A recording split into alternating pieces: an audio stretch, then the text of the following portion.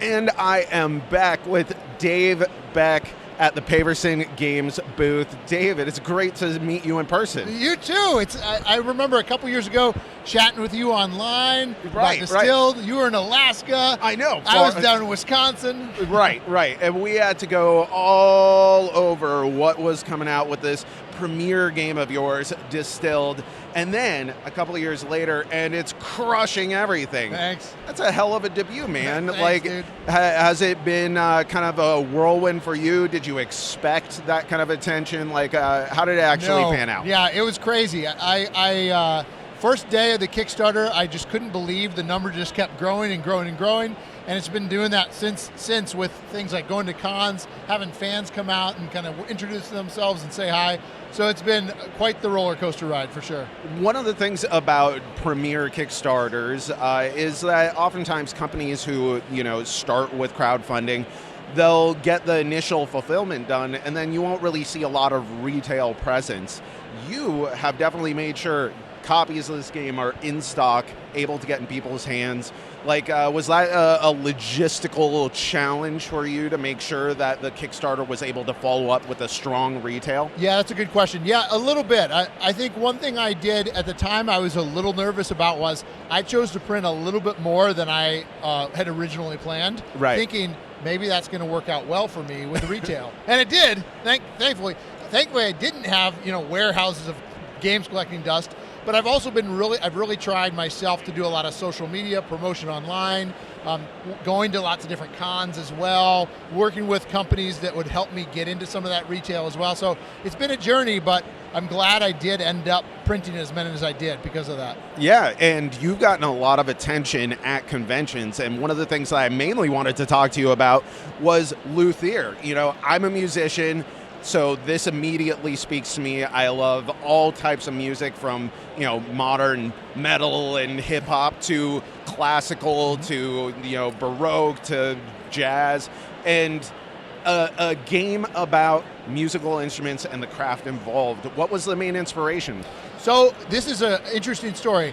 A couple years ago, when I was playtesting Distilled, I happened to playtest another game right before the pandemic called Luthier, by someone else. His name's Paverson, and it was about crafting modern day guitars. Okay. Repairing them, crafting them. And I thought, it was an interesting game, interesting theme. But then I went on my way, he went on his way. A couple years later, I couldn't get that game out of my head.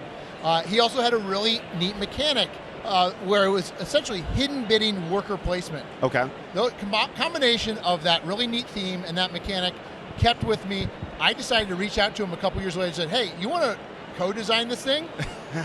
Where he had been working on it for 10 years. And I said, I'm going to rip this thing down to its studs, rebuild it in this kind of where it is now, but we can co-design this together. So that's kind of where this came from, play testing other games, thinking about other games, and working together towards kind of creating something that we both were excited about. Now, you're a game design professor, you're an academic, and so you have a lot of background in games and thinking about games in maybe a different light than most typical designers. This game to me kind of straddles this line between historical game and just a theme. Mm-hmm. How much were you kind of toying with the idea of you want this to capture a specific point in time or simulate some sort of authenticity of an era, and how much of it was just this just makes a good theme for a Euro game? It's in Europe, it's a Euro game. No, That's a really good question, and I did think very hard about that, and it is because I think I'm a professor. I want to teach people things. I want people to learn something from it. And so when I realized that I could dive into the history of Stradivari, Amati, all these historically known to some people Luthiers, I thought this is something that could be really exciting. Not only that, but then I could start to look at patrons, composers, nobles, performers, and many of them, sure, Mozart, Beethoven, everybody, people have heard of those, but now I'm able to introduce these new characters that are all historically accurate, all correct, to the general public that might not be aware of those people. And then finally, after me doing lots and lots of research behind this, I also decided to hire a consultant who is just an expert, a musicologist. There you go. And so he actually is a doctor. He has a doctorate in music history, in classical music, And so he's in the rule book. He helps me kind of do research on the game so that everything is as historically accurate as possible. Now, Luthier implies a specific thing, but this expands in its scope a little bit to encompass more classic instruments, right? Yes, it does. So Luthier, for people that might not know, essentially means a maker of or repairer of stringed instruments, violins, guitars. We decided to use that term just because we felt it was such a great term to be able to use for a game to have it stand out, but it's all instruments. So percussion, keyboard, brass and woodwind, and obviously stringed instruments. So that you are making an orchestra. You are working on instruments to place them in an orchestra. And what I've found that's been really fun is anyone who has, even as maybe a kid playing an instrument, who's like, was the clarinet in there? Yes, the clarinet's in there. Now, I make some people unhappy when certain instruments aren't in there, but I assure them that we hope to get them in as promos. Yeah. Or expansion. Is a Moog synthesizer in there? You know, like, am I going to be able to do some Daft Punk?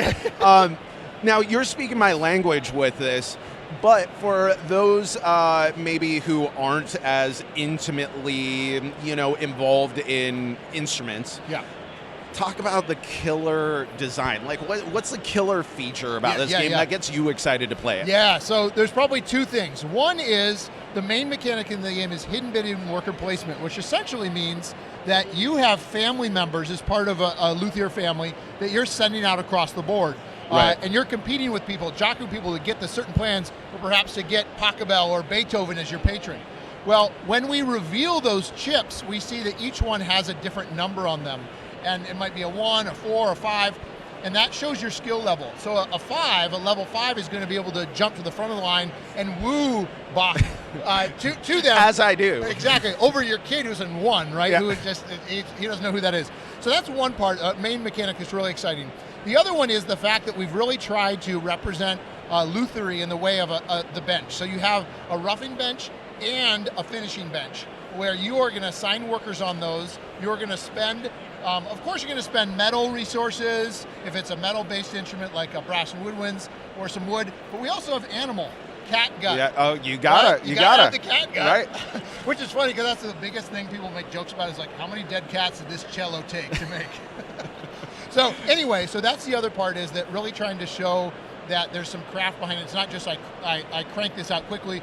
No, you need to take time with this. You need to spend certain resources. And then probably the most fun part of all is I'm giving that instrument to a patron, making them happy, which is going to result in more bonuses. I'm also placing that instrument in the orchestra in the center of the board, showing everybody else I've taken first chair. I have first chair of that bass or whatever, that hurdy-gurdy, which is one of our rare instruments. You gotta have the hurdy-gurdy. You gotta have the hurdy-gurdy in there. Some Donovan hurdy-gurdy, man. So Vincent Dutray is doing the illustration on this, which gives it that beautiful classical feel while still having a lot of vibrance. This game is getting so much attention, man. It's not coming to Kickstarter until when? Kickstarter 2024, so summer 2024. Yeah. Okay, summer 2024, and already, I'm up in Alaska, and I'm just, checking out, what new games are out, and people are talking about, have you seen Luthier? Have you heard about Luthier? I went to this convention, and Luthier was there, and blah, blah, blah. I'm like, well, I better get Luthier. Yeah. What is it coming out in 2 months? People are hyped for a game that the Kickstarter isn't even happening for next year. Yep. Have you been... How do you contend with that? Yeah. Well, it's no pressure. Right. I hope it all works out. Yeah. So that's a good point. And what we do is I really try and promote myself socially online. I try and talk about it at conventions like this. We have here at PAX, we of course have walk-up demos, but then we have an opportunity for players to reserve a seat to be able to play. Right. So trying to give people a little bit of a taste, right? Things are still in process. And I think that's part of it, is I really like to demonstrate to people that this is in process. Right. I want you to come along on this journey with me, and I want you to see kind of, this icon isn't working out. Okay, we're going to change it. Give me that feedback. So involving players in that community. And then the other thing I'd say is we have a pretty great Discord community where we do play test on Tabletop Simulator. We have people solo play testing our solo version, play testing all different player accounts, trying new mechanics as well. So I think that's another thing that's really fun to be able to have that community connection to. And bringing gamers who may not be familiar with Distilled or Luthier into the table, having them do demos and that kind of stuff. Like, what are you preparing them for? Because the game does at least appear at a glance to be a little bit more complex than Distilled. Yeah. So, like this is going to be a serious, maybe not time commitment necessarily, but a mental capacity. Totally. So we really try and tell people right away that it's a little heavier. It's about 3.5, 3.75 on BGG as far as weight. For at the con here, what we've done is we did something similar with Distilled, where we have a guided first round. It's a separate rule book that will come with the game. Right. In Distilled, we call it First Taste, and it taught players about 85-90% of the game in that first round. Someone would dictate, narrate, and teach people how to play. We're doing the same thing with Luthier. We're calling it the rehearsal. Yeah. And the person that runs it is the conductor. And that person, and that's what we're doing over at PAX here, where the first round we're teaching them how to play the game, and the second round pushing them out of the nest and letting them go on their own. Let them go for it. Yeah. Well, it is so exciting. I know that I was initially hype about the game, just hearing about it, and then seeing what it actually amounted to, and of course, like I said, the Vincent Dutrait illustrations to kind of bring it to life, give it that gravitas is amazing. So I can't wait to see it. I am so happy for your success with Distilled, and I can't wait to see what's on the horizon. Thanks, man. Appreciate it.